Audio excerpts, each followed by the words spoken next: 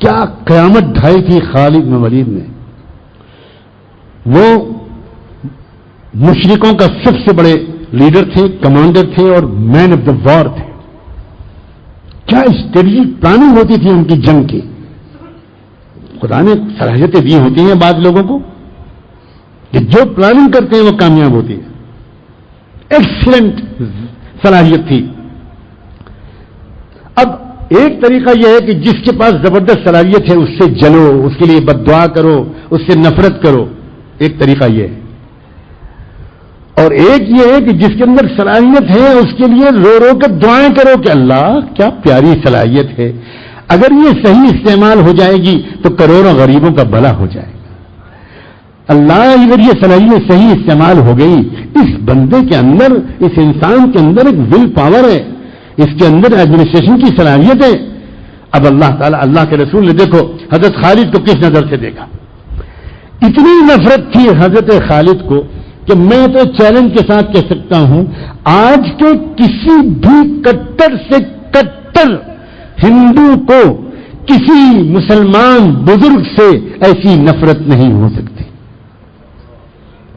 ان کو نفرت ہوگی بھی تو کچھ چیخنے چلانے والے لوگوں سے ہوگی, یا کچھ اپنی سیاسی مصلحت کے راستے میں رکاوٹ ڈالنے والوں سے ہوگی. لیکن آج ان کے سامنے تو, ہمارے سامنے تو وہ قوم ہے کہ اگر ان کے سامنے کوئی بے غرض اور بالکل ایک دم ان سے سچی محبت کرنے والا ایک روحانی شخصیت اگر ان کے سامنے آ جائے تو یہ تو پیر پہ پڑ جاتے ہیں, قدموں پہ سر رکھ دیتے ہیں. حضور صلی اللہ علیہ وسلم سے اتنی نفرت تھی خالد کو کہ جب آپ صلح حدیبیہ کے موقع پر مکہ مکرمہ تشریف لائے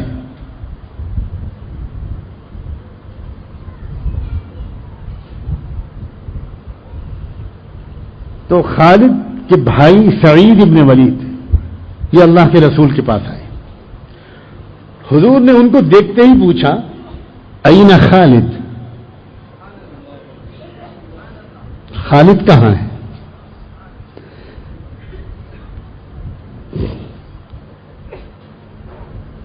سعید ابن ولید نے صاف صاف کہا کہ محمد, خالد کو آپ سے اتنی نفرت ہے کہ جب قریش کے لیڈرز نے آپ کو مکے میں 3 دن کے لیے آنے کی اجازت دے دی عمرہ قضا کے موقع پر, تو خالد نے یہ کہا کہ بھئی میں مکے سے باہر چلا جاؤں گا, ورنہ میں مکے میں اگر رہوں گا اور محمد پر میری نظر پڑ جائے گی میں جان سے مارے بغیر اپنے آپ کو روک ہی نہیں سکوں گا. میں اس کو زندہ یہاں سے واپس جاتے ہوئے نہیں دیکھ سکتا, لیکن مجبوری ہے میری. قریش کی لیڈرشپ نے معاہدہ کر لیا اور 3 دن کا ویزا دے دیا, 3 دن کے لیے آنے کی اجازت دے دی, لہذا اب میں اس کا احترام کرتا ہوں مگر میں مکے میں نہیں رہ سکتا. تو سعید نے کہا کہ محمد, خالد آپ سے نفرت کی وجہ سے مکے چھوڑ کر چلا گیا ہے. نہ سعید اس وقت ایمان لائے تھے اور خالد کا تو دشمنی کا یہ عالم تھا. کیا ری ایکشن تھا اس پر اللہ کے رسول کا؟ اللہ. اب بتاؤ, یہ سن کر کوئی غصہ آیا آپ کو؟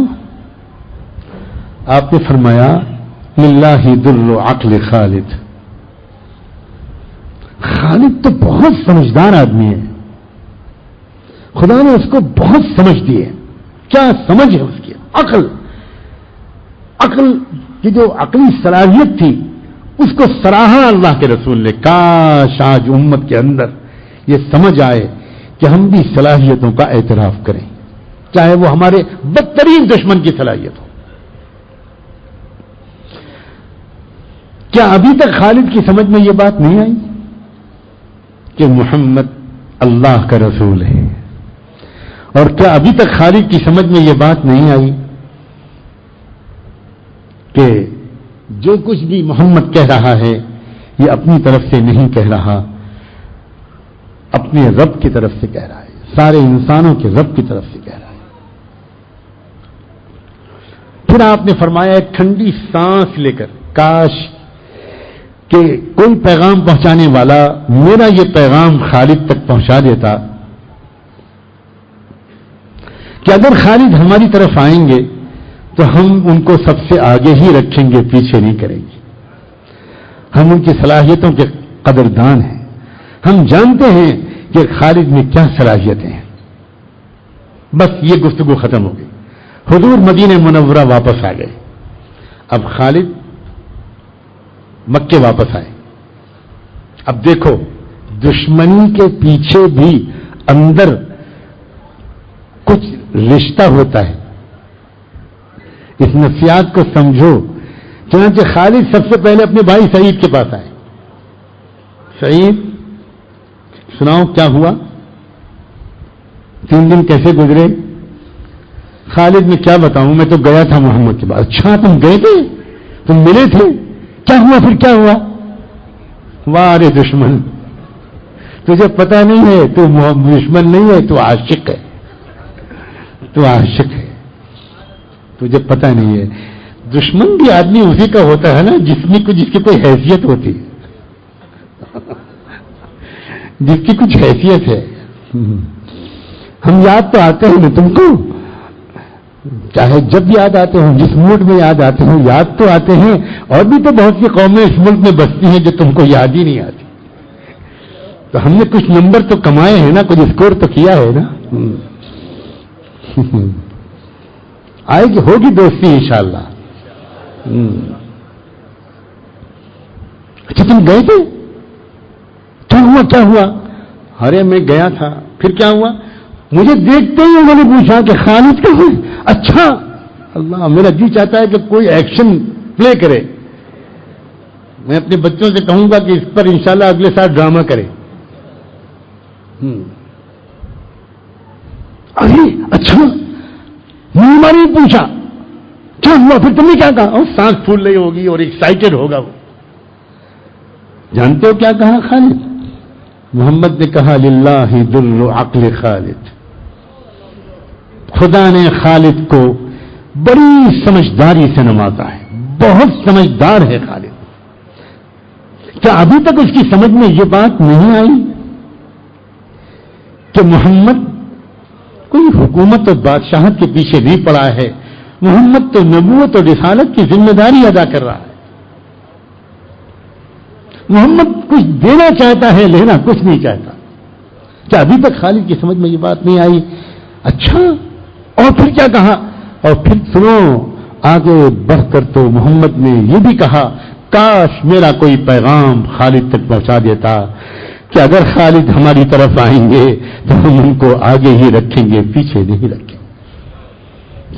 بس یہ جملے محبوب دو عالم کے خالد کے دل کی گہرائیوں میں اتر گئے، بدل گئے. خالد ایک لفظ بھی بولے.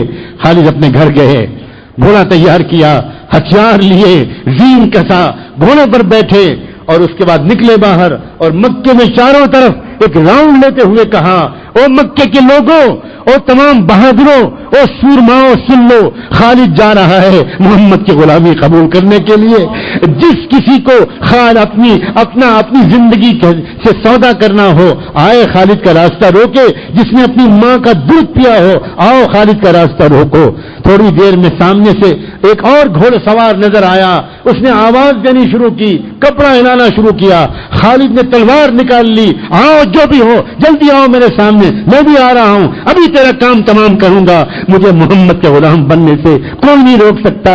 ادھر سے سفید کپڑا ہلایا. خالد بات تو سنو، میں بھی تمہارے ساتھ محمد کے غلام بننے کے لیے جانا چاہتا ہوں. اللہ اکبر. خالد کی زبان سے نعرہ تکبیر نکلا. یہ دوسرا بڑا لیڈر تھا عمرو بن عاص رضی اللہ عنہ. اب یہ دونوں بہت بڑے بڑے لیڈر، میرے اللہ، میرے پیارے اللہ، ہم مسلمانوں کی گنہگاروں کی سزا ہمارے ملک کی اس اچھی قوم کو مت دیجیے، اس قوم کے اچھے لیڈروں کو مت دیجیے. ان کو میں سے بھی کسی کو آج کا خالد بنا دیجیے، آج کا عمرو بن عاص بنا دیجیے، آج کا عمر بن خطاب بنا دیجیے. اللہ ان کو ابو سفیان بنا دیجیے. ہماری سزا ان کو مت دیجیے، ان میں بہت اچھے لوگ ہیں. اب یہ دونوں مدینہ منورہ کی طرف روانہ ہوئے تیز رفتار گھوڑے کے ساتھ. ابھی مدینے میں داخل بھی نہیں ہوئے، شہر میں آئے بھی نہیں. اور یہاں مسجد نبوی میں بیٹھے ہوئے ہیں شہنشاہ کائنات، فقیر بے نوا، رحمت دو عالم محمد الرسول اللہ صلی اللہ علیہ وسلم، اور آپ اپنے ساتھیوں سے کہہ رہے ہیں اپنے 2 نئے مہمانوں کے استقبال کے لیے تیار ہو جاؤ۔ اللہ اکبر! عجیب صحابہ کرام، کون مہمان؟ ابھی آنے دو، دیکھو آنے دو۔ وہ دونوں آتے ہیں، گھوڑے سے اترتے ہیں، گھوڑوں کو باندھتے ہیں، اپنے چہروں کو صاف کرتے ہیں، میلے کچیلے اس صاف انسان کے سامنے نہیں جانا۔ اندر آتے ہیں، حضور مسکراتے ہوئے استقبال کرتے ہیں، صحابہ حیرت سے دیکھتے ہیں، خالد عمر کس ارادے سے آئے ہو؟ گھٹنے کے بل دونوں بیٹھتے ہیں اور کہتے ہیں اللہ کے رسول ہم توبہ کرنے آئے ہیں، ہمیں کلمہ پڑھوا لیجئے۔ اور آپ کہتے ہیں کہو لا الہ الا اللہ محمد الرسول اللہ، اور پوری مسجد نبوی نعرے تکبیر سے گونجتی ہے، اور طاقت مل گئی سچائی کو، اور طاقت مل گئی انصاف کو، اور طاقت مل گئی مظلوموں کو۔ اب دنیا میں اور زیادہ جلدی انصاف پھیلے گا، غریبوں اور مظلوموں کی مدد ہوگی۔ کہاں ہیں مسلمان؟